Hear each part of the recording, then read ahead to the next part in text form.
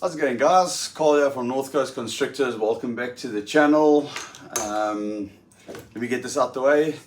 Please hit like and subscribe if you like my content. I always forget to put that part in. Guys, today I'm just going to do a general update on what's happening during the breeding season now with all the ball pythons, but I'm also going to pull out my freshly shed sub-adult male reticulated python. As you can see, I've got a snake hook in my hand. This boy has got an incredible feeding response. His enclosures kept the sliding glasses kept jammed closed with one of these rubber clubs. I haven't got a camera lady or a camera person at the moment, so I can't move the camera around. See, he already came straight for this. Now what I do is I tap gently. I know you can't see, but I'm going to pull him out. And I just get him used to the fact that this is not food. Okay, now you can see I've already got him in my hand. Okay, he's just shed. And now what I want to do is I need to get him out. He's probably not going to cooperate too much. You know, he is. He's starting to get a little bit panicky. He's wrapping around the, come on boy, come on now, come on. This can be a bit of a, nothing to stress about. Come boy, come. Okay, so he's got his tail locked around the log and there's a little bit of encouragement. Think got him out. Okay, so this is my boy Kratos here. I think he's a bit annoyed because I didn't feed him. I haven't fed him because he's been in the shed and he hasn't been out of his tank for a while. For some reason, this particular shed took a long time. I'm going to pull out the shed now. I'm going to try and keep it as intact as possible. Usually when a retic sheds, it looks like a bomb has gone off inside. I've managed to, this is about the most intact piece that I've got. And then the rest of there's bits and bobs and bunches around inside the tank there, which I'll clean up afterwards. Okay, so when I was doing a cleaning video the other day with my other retics and my Doomerals boas, I left this guy out because he was right in the middle of the blue. Now, just want to see, I'm hoping that this camera, that the lights of this camera can pick up the iridescence of this snake. I'd wonder, I'm trying to get it in such an angle where, on a fresh shed, that you can get the actual, and he's all over the place. But this guy is a Motley, a Motley het albino.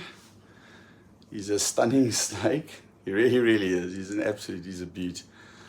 And he is, how old is he now?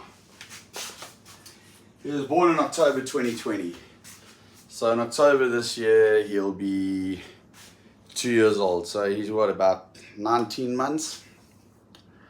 Somewhere around there. 17 months, 18 months, no, it's about 17 months. I was never the strongest at math. Okay, right, let me just turn this to a more user-friendly position. So this is my sub-adult male reticulated python who will be 2 years old in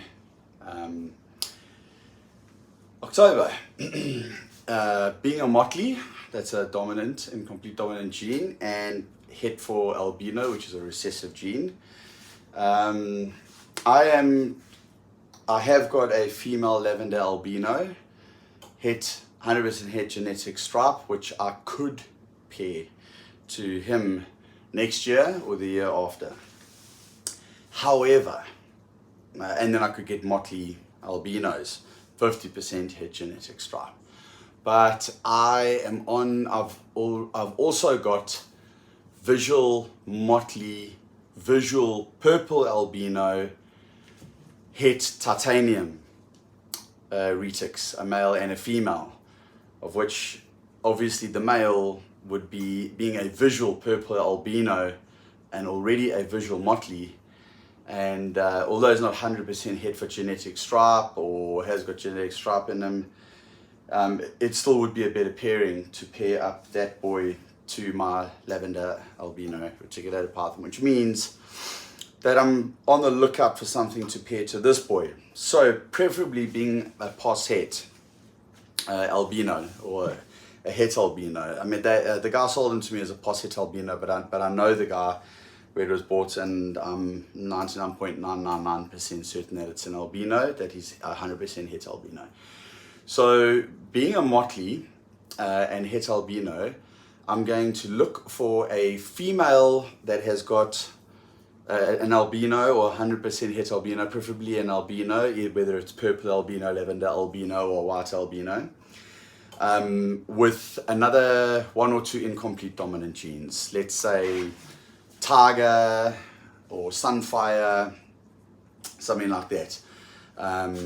Or Sun Tiger, maybe, you know, something really, really good, something awesome that, with a visual albino, so that we can include the Motley gene into Tiger and Sunfire. You know, I would love to do something more with this boy, because I've got to find the right female for him. So I'm on the lookout for one. So if you're a South African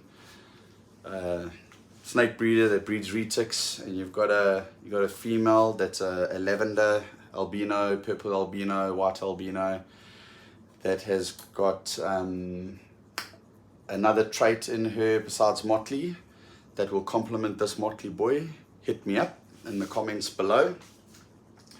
Yeah, we're going to pair those. Then I'll pair that and hopefully make something special. There is another option for that female there, because she's 100% het genetic stripe, is to try and find an albino visual genetic stripe and pair to that. But to be honest with you, I think, and I'm going to pull out that boy now. Let me just get this guy back in his tank. All right, that's enough exercise for you. Always like to get the snakes out and give them a bit of a run around and a stretch. Especially the big retics, you know, they can get a little bit, I don't know, what's the word, complacent. Now I'm just going to move the camera slightly up here. Now you'll see up in those tubs over there, while I get my step ladder to climb up, this boy might be in shed. This is still a juvenile. Okay, sorry, I know you can't see my head. And he is definitely, he's going into the blue. Alright. Now he's in the tub like this now because he's still so small, and he is in the blue. Okay, let me just, sorry, one man show here with the camera. Now, this is a stunning example of a visual Motley purple albino het titanium. Another term for het titanium is citron, but this does no justice to him because he is completely faded out right now. He's pink underneath. His head is normally snow white, okay, but now it's like an off cream color, and that is because he's going into shed. Now this is a perfect male to pair up to my lavender albino female, because he's already a visual purple albino, he's already a visual Motley, and he's het for titanium.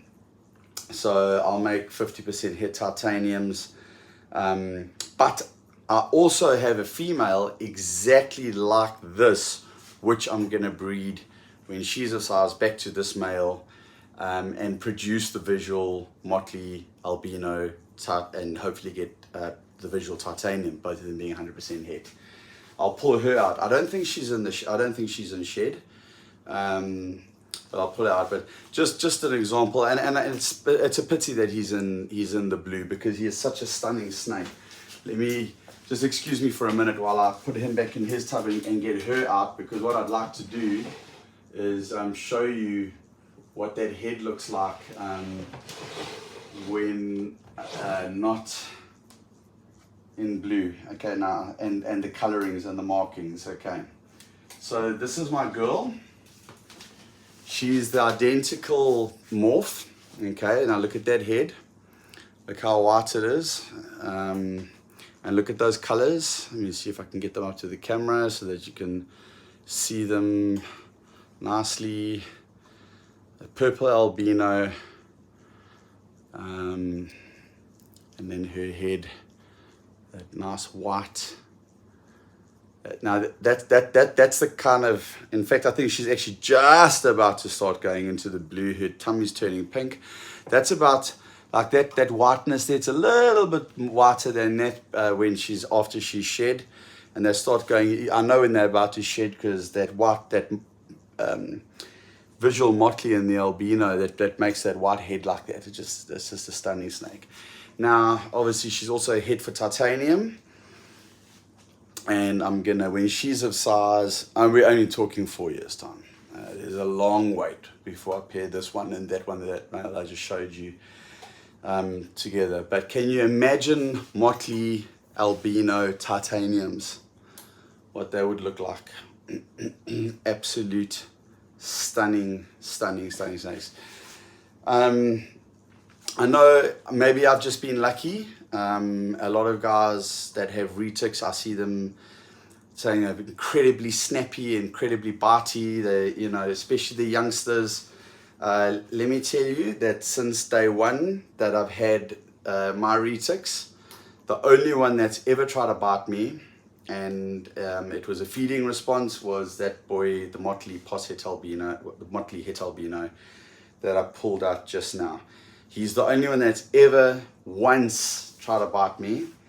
I've just maybe been lucky, maybe I know what to look for, I don't give them a fright, but when I went in to open up his tank, I'd only had him for about a day, and maybe he was still just getting used to his surroundings and me and my voice and who I am. And man, look at these colors, guys. Motley purple albino het titanium. I mean, come on, how do you not want more? Anyway, let me put her back. This could be a bit of a mission, because she just does not like going back into her enclosure. Absolutely. Yeah, that was a bit easier than I expected. Okay, so guys, I've got a very, very small retic breeding project. It hasn't even started to take, well, it has started to take place, because I've got the snakes. When you breed snakes and you prepare to breed to sell, you plan your projects in advance, years in advance, especially when it comes to something like a retic, okay? Because the females can only breed at 4 years old, 5 years old, preferably 5 years old. They need to be at least 10 feet long. They have to have the correct body size and condition and sexual maturity. A male, around about the 2-year-old mark, probably 7 feet, 8 feet long, 6, 7, 8 feet long. It's always advisable to have a male that is smaller than the female. You know, you're going to breed that female a couple of times. Most of the time, the adult that you pair up to the female will be different from the year before or the year before that. You may use the pairing twice. And that is because out of the hatchlings, when you've created your visuals, there will be something better in there. Like when I pair up those two eventually one day and I produce visual titaniums, Motley albino titaniums, naturally I'm going to take one of the males and I'm going to pair it back to the mom, and I will take males and keep a male and female and have visual Motley albino, that purple albino titaniums pairing to Motley purple albino titaniums to guarantee myself the visuals. So there's a very good chance that always the male will be smaller. You take most of the time, you take 2 fully grown adult retics, and let's say the same age, the same weight, the same size, and they let's say they're both 15 feet long, and they can be incredibly aggressive towards each other in mating season, and you put them in the tank together. You literally have to stand there and watch for a while, because if that female rejects the male, or the male gets angry, or the female gets angry, there can be a war that goes on inside that tank. Okay, and if you want to try and I did a video on this before, you want to try and separate 2 15-foot reticulated pythons that are going at it, that are not happy with each other and biting each other, and you're going to need 4 people. You're going to need 2 on the one retic and 2 on the other retic, especially if they're 15 feet each. So the general rule of thumb is always pair a male, and that's not just necessary. I'm still learning this as I go, guys. As a lot of you guys know, I'm a new aspiring breeder. I started off with the ball pythons. I'm in my 2nd season of the ball pythons. I'm going into the retics. I haven't even bred my first season of retics yet. However, I've been studying and researching and learning and watching all the pros, okay? And every single one of them say exactly the same thing. Male, smaller, younger, and lighter. Female, bigger. And the reason why, you don't want those 2 going at it, and then you have to separate them. So, and you don't want to injure your snakes. You don't want to injure your snakes. Okay, so that's it for on the retic side. It's a very small retic breeding program. There's not a massive market for it in South Africa. I think the long-term goal for me when it comes to breeding retics, I'm going to obviously, as time goes on, I mean, I've got 120 plus ball pythons here, but they in a racking system, as you can see. Now, you can keep retics in a racking system with huge big tubs, but not an 18 or a 10-foot retic, not even a 46 litre tub. You need specially designed tubs, but preferably if you're going to have a big 18-foot retic, you need like a 2.4 meter long enclosure, at least 2.4 meters by 600 by 600, or even, yeah, at least a 2.4 meter by 600 by 600 millimeters. I'm talking in the metric system here, guys. I'm South African, and that takes up a lot of space. And when a retic lays eggs, if it's a fully grown mature adult female, you're looking at 50 plus eggs. If it's a first time breeder, probably 20 plus eggs. I've heard of retics giving 80 eggs. Somewhere along the line, I even think I heard somewhere around like 90, 95 eggs in one case. Imagine having 95 baby retics from one snake in the mare.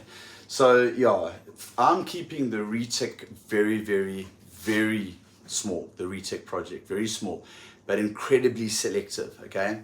The first 2 that I bought, you're very, very average retics. Very average. Lavender, albino, and then a Motley het albino. Those 2 up there, that's a step above now. Now, a step above that is when you're adding your titanium, your platinum, ivory, golden child, now, and you're mixing all of those together and pod, and you're producing those visuals. Now you're talking big, big, big money, okay? So the aim for me is to maybe have about 4 really, really high-end females, and 2 really high-end males. And then what I want to do is I will alternate and breed 2 females a year. So each male will breed once a year, but he'll go to 2 of those females. 1 male to 2 females, and the 1 year the female will be breeding and the other one will have off. And then with the other pairing, because there will be different genetics, obviously I will not have 6 of the same snakes. They will all be different, so that we can get as many genes as possible into the combinations as possible. And then I'll choose another pairing. I've got 2 females and a male that will complement those 2 females. And then the 1 female I'll pair the 1 year, and then the next year I'll give her off and I'll pair the male to the other female. So out of the 4 females, each year I'm only breeding 2. and that's just to keep it very small and manageable for me, and also high end, because at the end of the day, my long-term goal is I don't know. I'm South African. I live in this country. I can't compete against the guys that are really at the top end of the spectrum here in this country, to breed to other South Africans, to sell to other South Africans. So I am focusing on the overseas market. It's gonna be, and I think it can be done, because well, my logic is I live in South Africa and our currency is up to shit when it comes to the American dollar. So I can produce a snake here in South Africa that is selling for 3 times the price in America, the exact same snake. Now, when you do, if you had to convert it rand to dollar or pound or euro to our currency, which is the rand, and if you are an American and you see that same snake advertised in America, and you'll look on Morph Market and you see me advertising the same snake, it'll be cheaper for you to buy it here in South Africa with your currency being the dollar. It's 16 to 1. Buying it and shipping it over than actually buying it in your own country. You'll probably end up paying a half of what you would pay for that snake. And I would sell it for more than to an American, more than what I'd be able to sell it on the South African market for. It's as simple as that. And that is only because our exchange rate is so vast.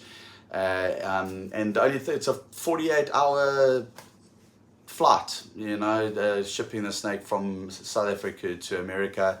I am an ex-game ranger, so I've got contacts in the export world that export exotic animals, talking about relocating lions and elephants, even buffalo, rhino, and to zoos across the world, zebra, all sorts of wildlife. So moving, they've got all the permits, and I've got access to their facility, and for me to put some snakes together to ship over to the United States or to Europe. It's just a matter of filling out some paperwork. So guys, that's it on the retic video. But yeah, not for the next 5 years at least. However, the ball pythons, I'm going to save that for another video. I'll do another video on the ball pythons. So guys, I hope you enjoyed that video on the retics. We are feeding tonight. We're feeding those retics tonight. I'm going to do another video on ball pythons either later on today. I'll try and get my videos done and then maybe upload them a little bit later. Guys, please, if you like this content, like and subscribe. I see the channel is growing. It's fantastic. Welcome all the new viewers. Welcome all the new subscribers. And thank you for joining on the journey with us. I hope you get something out of this channel. Learn as I'm learning every single day. It's a new learning experience for me, and I'm, as a new breeder, passing on what I'm learning to aspiring new breeders.